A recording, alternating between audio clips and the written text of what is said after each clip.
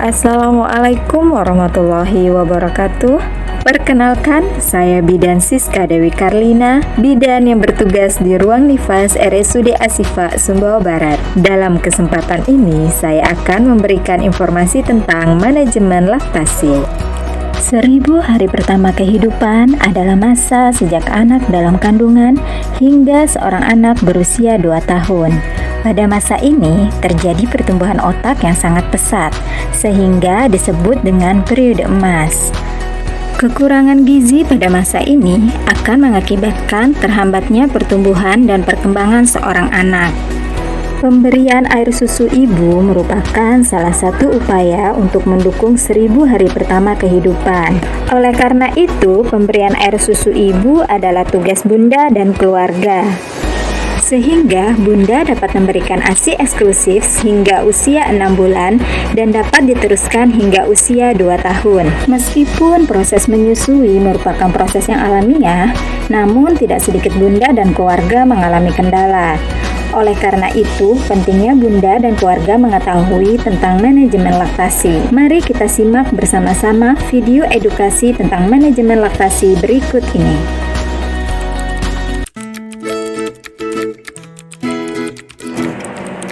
Manajemen laktasi adalah satu upaya yang dilakukan oleh seorang ibu, ayah, maupun keluarga untuk keberhasilan menyusui pada anaknya sampai usia 2 tahun.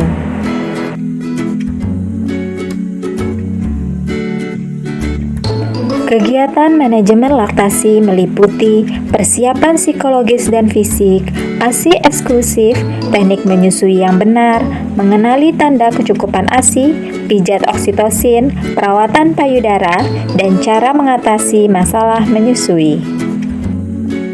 Persiapan psikologis dan fisik.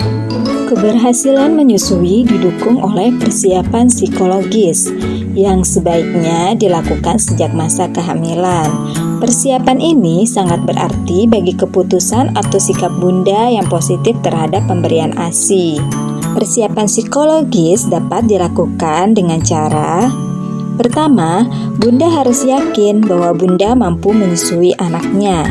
Kedua, bunda harus yakin bahwa ASI lebih bermanfaat daripada susu formula. Ketiga, bunda tidak boleh ragu, cemas, dan sedih karena kondisi ini akan mengakibatkan terhambatnya pengeluaran hormon yang dapat mendukung proses menyusui.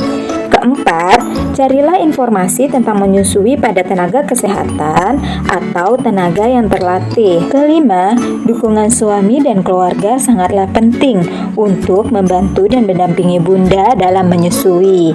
Terutama dukungan ini sangat penting bagi bunda yang baru pertama kali menyusui. Dan istirahatlah yang cukup serta rilekskan pikiran bunda. Persiapan fisik ibu menyusui diantaranya pemeriksaan payudara, asupan nutrisi ibu menyusui, kebersihan ibu menyusui, dan pola istirahat. Bunda dapat melakukan sendiri pemeriksaan payudara atau bersama tenaga kesehatan.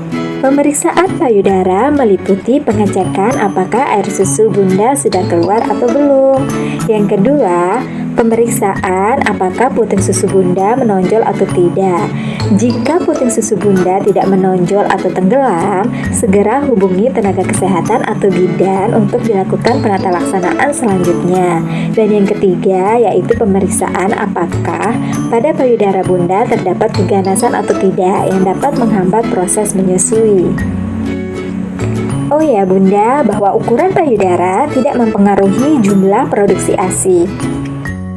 Ibu menyusui harus mengonsumsi makanan dengan prinsip gizi seimbang dan beragam, yaitu makanan yang mengandung karbohidrat, lemak, protein, vitamin, dan mineral. Kebutuhan gizi ibu menyusui meningkat dibandingkan dengan tidak menyusui. Asupan nutrisi akan menentukan jumlah dan kualitas produksi ASI. Minumlah air 8 gelas per hari dan pastikan bunda mendapatkan suplementasi vitamin A dan tablet tambah darah. Ibu menyusui dilarang untuk minum minuman beralkohol, minum jamu atau obat tradisional, minum obat tanpa anjuran dokter, dan merokok. Ibu menyusui sebaiknya membatasi konsumsi kopi, teh, dan minuman bersoda. Karena hal tersebut dapat mempengaruhi kualitas dan produksi ASI, sehingga dapat mempengaruhi pertumbuhan dan perkembangan bayi bunda loh. Sebelum dan setelah menyusui, ibu sebaiknya mencuci tangan dengan sabun dan melakukan pembersihan payudara. Hal ini dilakukan untuk mencegah infeksi pada ibu dan bayi.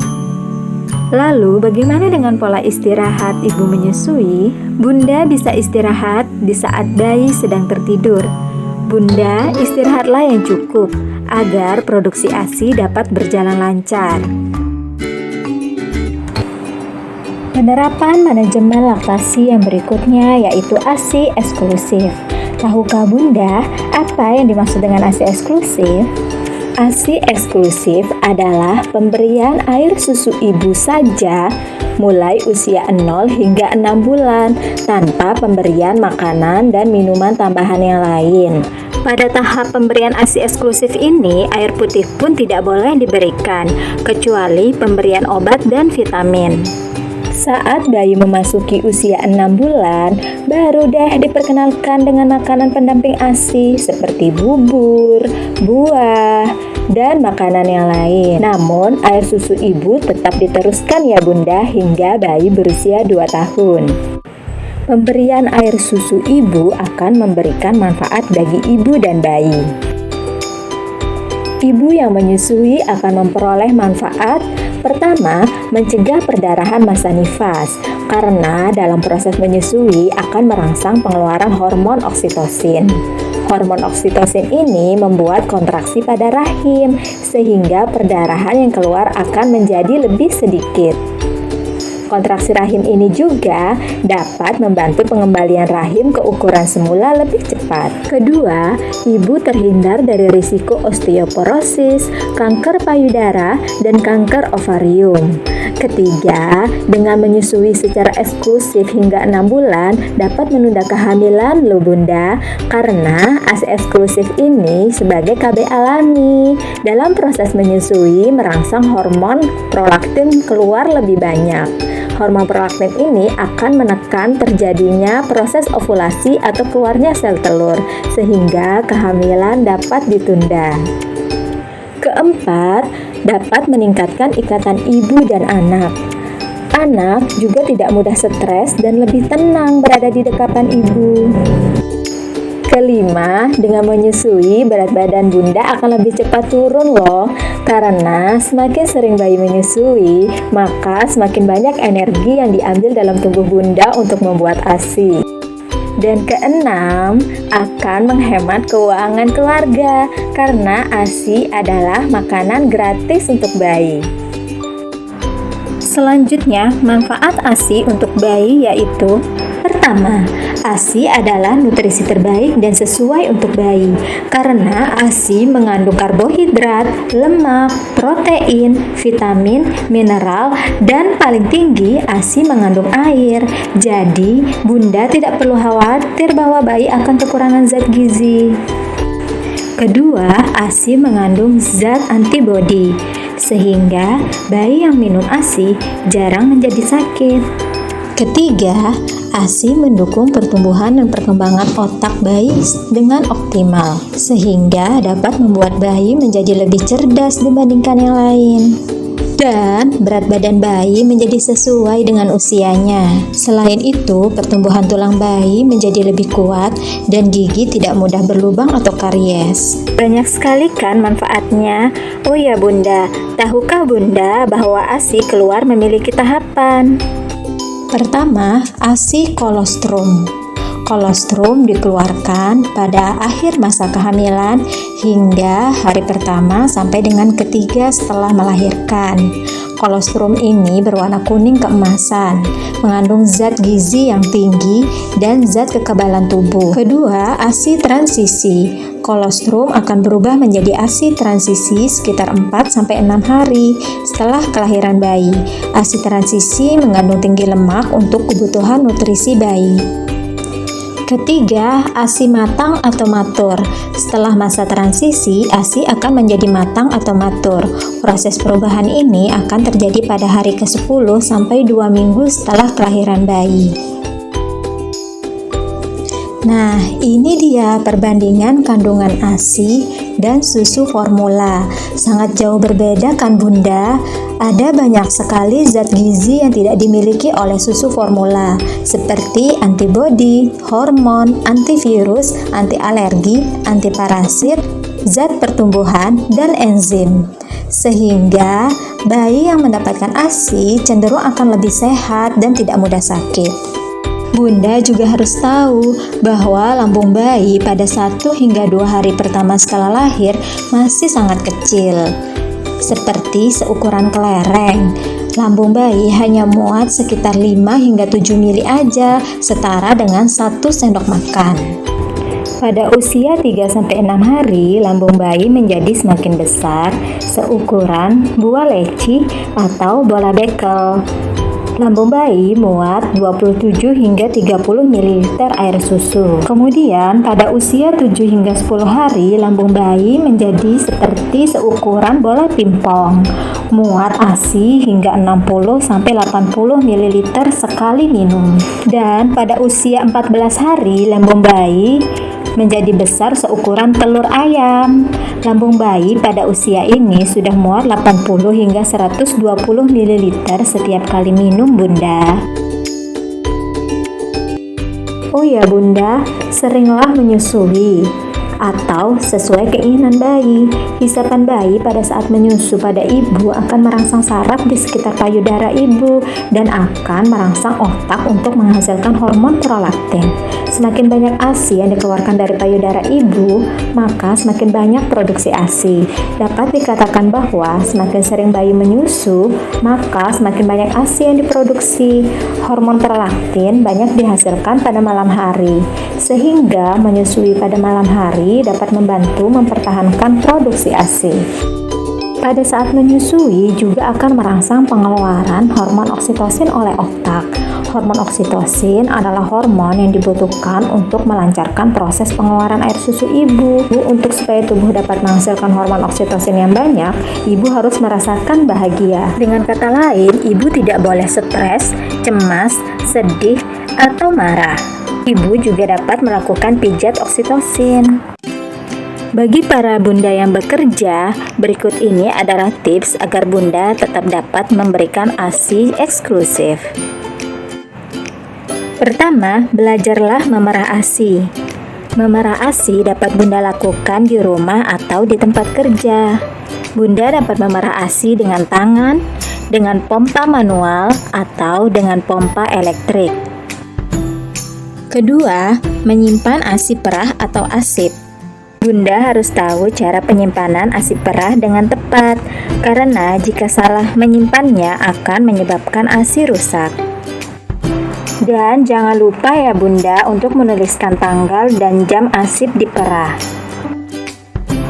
Ketiga, cari tahu cara penggunaan ASI perah.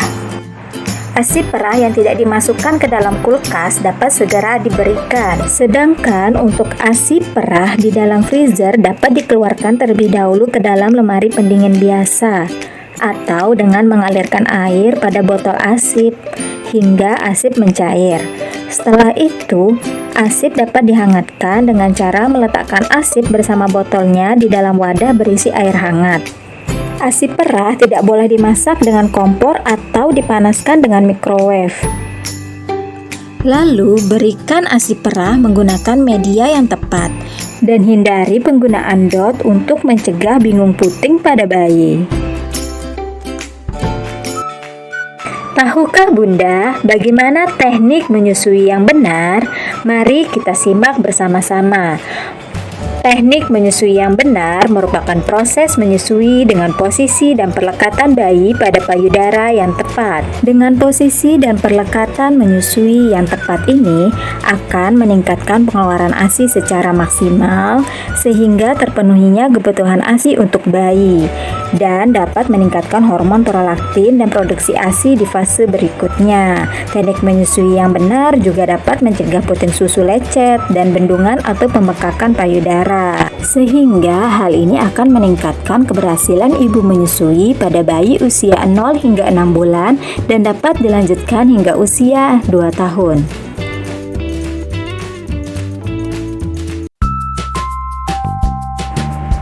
Persiapan ibu untuk menyusui diantaranya yaitu sabun dan air mengalir atau bisa menggunakan hand sanitizer untuk mencuci tangan, kemudian mangkuk berisi air hangat, kapas untuk membersihkan payudara ibu, bantal sebagai penyangga bayi, dan bayi yang akan disusui.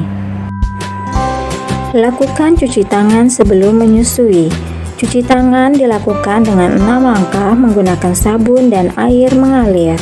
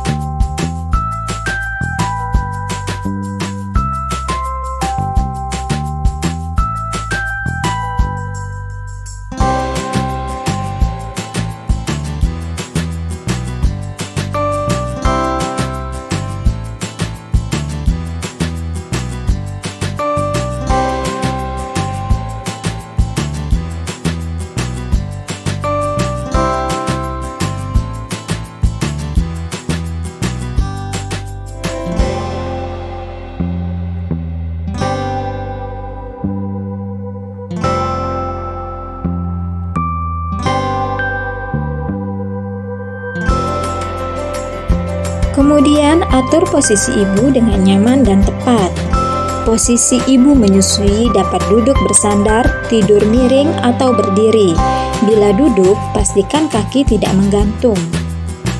Kemudian bersihkan puting dan sekitar areola ibu dengan menggunakan kapas dan air hangat untuk mencegah infeksi pada ibu dan bayi. Kemudian, keluarkan sedikit ASI dan oleskan ASI tersebut pada puting susu dan areola sekitarnya. Hal ini dilakukan sebagai disinfektan dan menjaga kelembaban puting susu. Pasang penyangga bayi atau bantal di atas paha ibu agar ibu tidak mudah lelah. Kemudian, posisikan bayi dengan cara bayi diletakkan menghadap dada atau perut ibu. Bayi dipegang dengan satu lengan. Kepala bayi terletak pada lengkung siku ibu dan bokong bayi terletak pada lengan, sehingga telinga dan lengan bayi terletak pada satu garis lurus. Satu tangan bayi diletakkan di belakang badan ibu dan yang satunya lagi di depan. Perut bayi menempel pada badan ibu, kepala bayi menghadap payudara sehingga mulut bayi berada di depan puting susu ibu. Lalu ibu memegang payudara dengan teknik C-hold, yaitu menggunakan ibu jari dan 4 jari lainnya sehingga membentuk huruf C.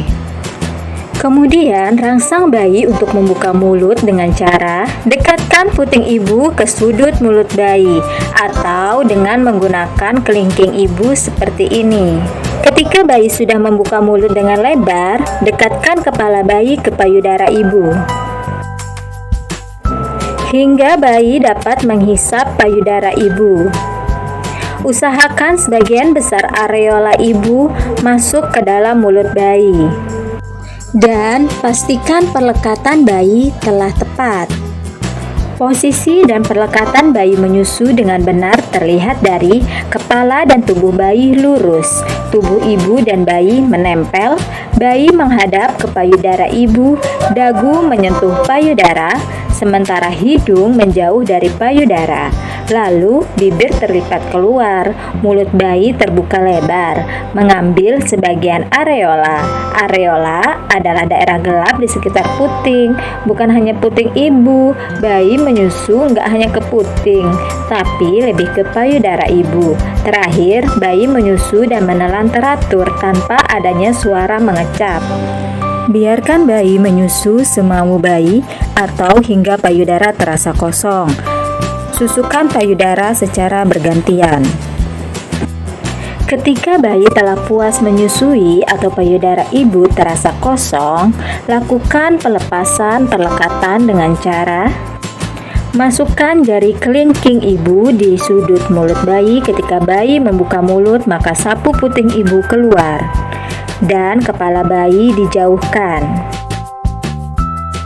Teknik ini dilakukan untuk mencegah puting ibu lecet. Setiap selesai menyusui, oleskan sedikit ASI pada puting susu dan areola sekitarnya. Hal ini dilakukan untuk mencegah infeksi dan mengobati jika terjadi adanya lecet pada puting payudara ibu. Oh ya Bunda, jangan lupa setiap selesai menyusui, sendawakan bayi dengan cara bayi digendong tegak dengan bersandar pada bahu ibu, kemudian punggungnya ditepuk perlahan-lahan sampai bayi mengeluarkan suara sendawa. Atau dapat juga dilakukan dengan bayi tidur tengkurap di pangkuan ibu, kemudian punggungnya ditepuk perlahan-lahan.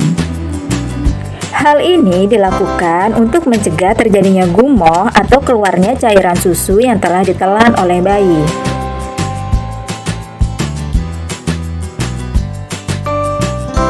Selanjutnya, bersihkan mulut bayi dengan menggunakan kapas yang dibasahi dengan air hangat.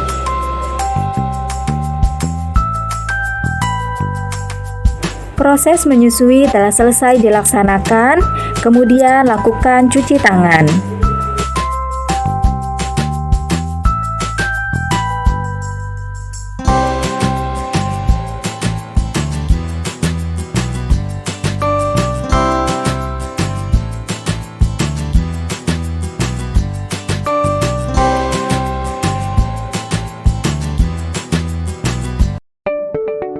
Tahukah Bunda apa itu pijat oksitosin? Pijat oksitosin adalah tindakan yang dilakukan berupa pijatan pada punggung ibu untuk meningkatkan hormon oksitosin. Pijat oksitosin mempunyai manfaat untuk meningkatkan produksi ASI, melancarkan pengeluaran ASI, meningkatkan kenyamanan ibu, meningkatkan hubungan psikologis ibu dan suami atau keluarga, mencegah perdarahan pasca persalinan, mempercepat pengembalian rahim ke ukuran semula, dan mempercepat penyembuhan bekas perakatan plasenta. Pijat oksitosin dapat dilakukan setiap hari oleh suami atau keluarga di rumah. Untuk melakukan pijat oksitosin diperlukan persiapan alat berupa 1 buah kursi, 1 buah meja untuk bersandar, sebuah handuk, 2 buah waslak, baby oil atau minyak kelapa untuk memijat, hand sanitizer atau air dan sabun mengalir untuk mencuci tangan, dan sebuah baskom berisi air untuk mengelap punggung ibu setelah dilakukan pemijatan. Langkah pijat oksitosin. Pertama, penolong pemijatan dapat melakukan cuci tangan. Cuci tangan dapat dilakukan menggunakan hand sanitizer atau air dan sabun. Cuci tangan dilakukan dengan teknik 6 langkah.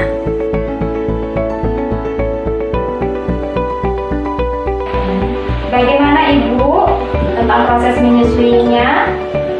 Apakah Ibu sudah yakin untuk memberikan air susu kepada bayinya? Yakin ya. Sekarang kita akan lakukan pijat oksitosin untuk membantu kelancaran pengeluaran ASI ibu ya. Sebelumnya ibu tarik nafas dulu agar ibu tidak stres.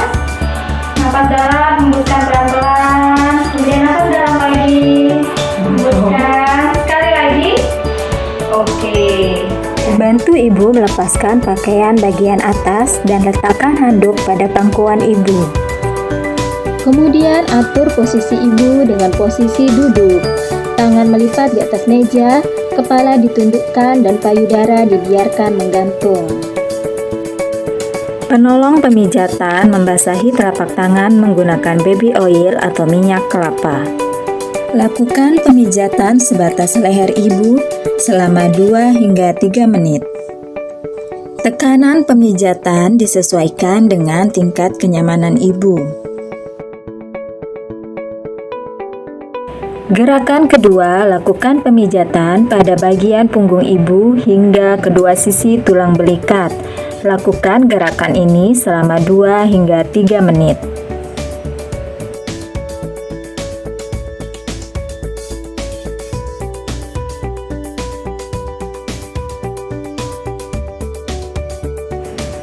Gerakan ketiga, pijat kedua sisi tulang belakang ibu. Posisi kedua tangan menyerupai kepalan tinju dan ibu jari menghadap ke arah atas atau depan. Lakukan pijatan dari atas ke bawah. Lakukan gerakan ini secara berulang selama 2 hingga 3 menit.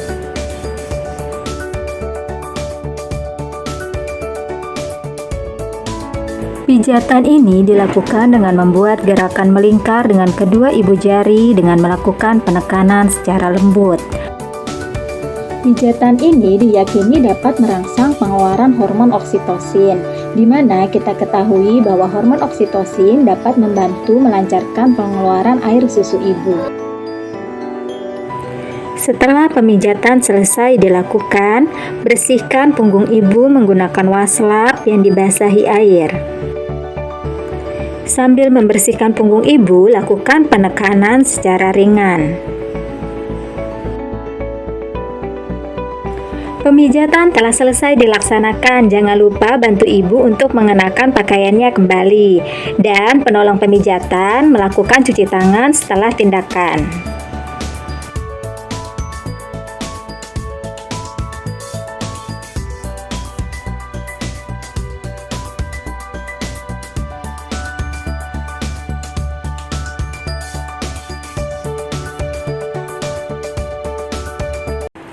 Perawatan payudara atau breast care bagi ibu menyusui.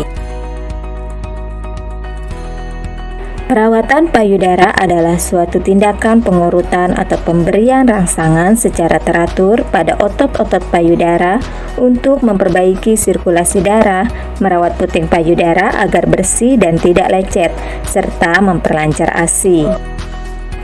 Perawatan payudara ini bertujuan untuk menjaga kebersihan payudara bunda, meningkatkan elastisitas puting susu, menjaga puting susu tetap menonjol, mencegah bendungan atau sumbatan ASI, meningkatkan produksi ASI, dan mendeteksi adanya kelainan pada payudara.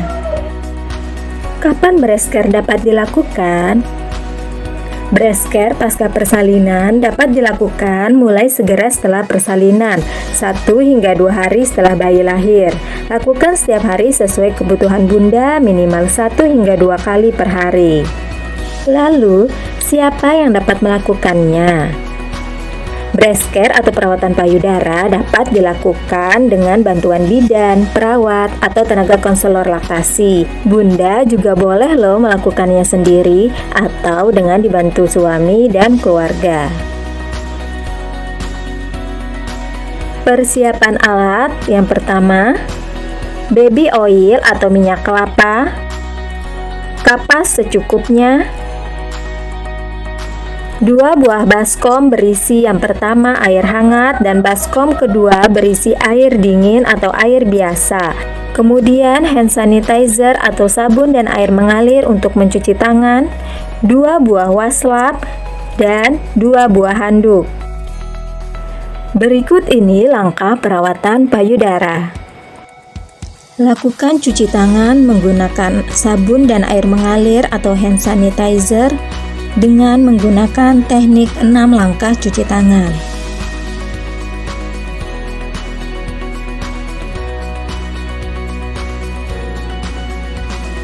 Atur posisi duduk ibu dengan posisi duduk bersandar dan pastikan ibu merasa nyaman. Setelah itu, bantu ibu untuk melepaskan pakaian bagian atas dan pasangkan handuk pada punggung dan di atas pangkuan ibu.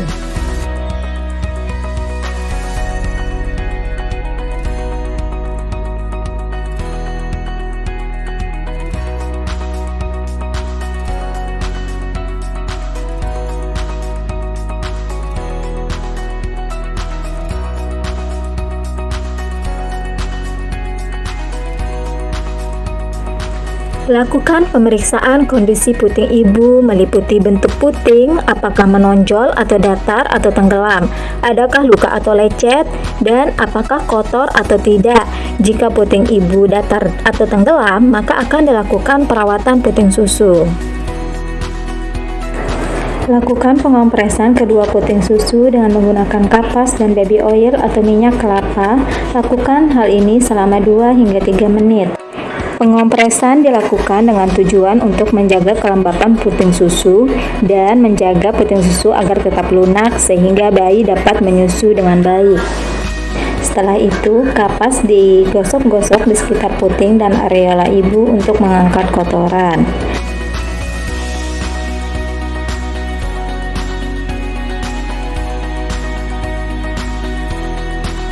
Tuangkan baby oil atau minyak kelapa pada telapak tangan pemijat dan ratakan.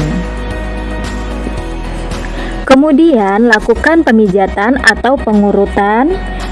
Gerakan pertama, pemijatan dilakukan dengan menggunakan kedua telapak tangan berada di antara kedua payudara dengan posisi jari-jari menghadap ke bawah, kemudian diurut dari tengah ke atas, ke samping, ke bawah, dan melintang sehingga tangan menyangga payudara, kemudian tangan dilepaskan dari payudara. Ulangi gerakan ini sebanyak 20 hingga 30 kali. Lalu lanjutkan dengan pengurutan atau pemijatan gerakan kedua dengan cara tangan sebelah kiri menopang payudara kiri, kemudian telapak tangan kanan dengan sisi kelingking mengurut payudara dari pangkal ke arah puting.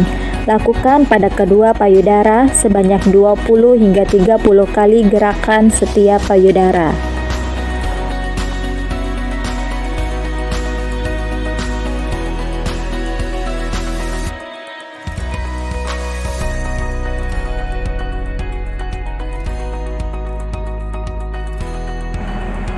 Gerakan ketiga, lakukan pemijatan dengan buku-buku jari tangan dari pangkal ke arah puting payudara. Lakukan pemijatan dari atas, dari samping, dari bawah, dari samping, dan kembali dari atas. Lakukan pada kedua payudara kiri dan kanan sebanyak 20 hingga 30 kali gerakan. Selanjutnya, lakukan pemijatan menggunakan ujung jari tangan dengan gerakan memutar dari pangkal payudara ke arah puting susu. Lakukan sebanyak 3 kali gerakan.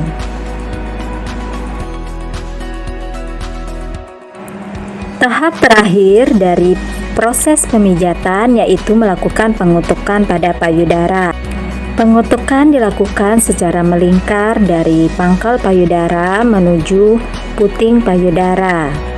Kemudian, setelah dilakukan proses pemijatan, dilakukan pengompresan payudara menggunakan waslap yang dibasahi dengan air hangat dan air dingin. Pengompresan payudara dilakukan dengan air hangat selama 2 menit, kemudian diganti dengan kompres air dingin selama 1 menit. Lakukan hal tersebut sebanyak 2 kali berturut-turut, kemudian diakhiri dengan kompres air hangat.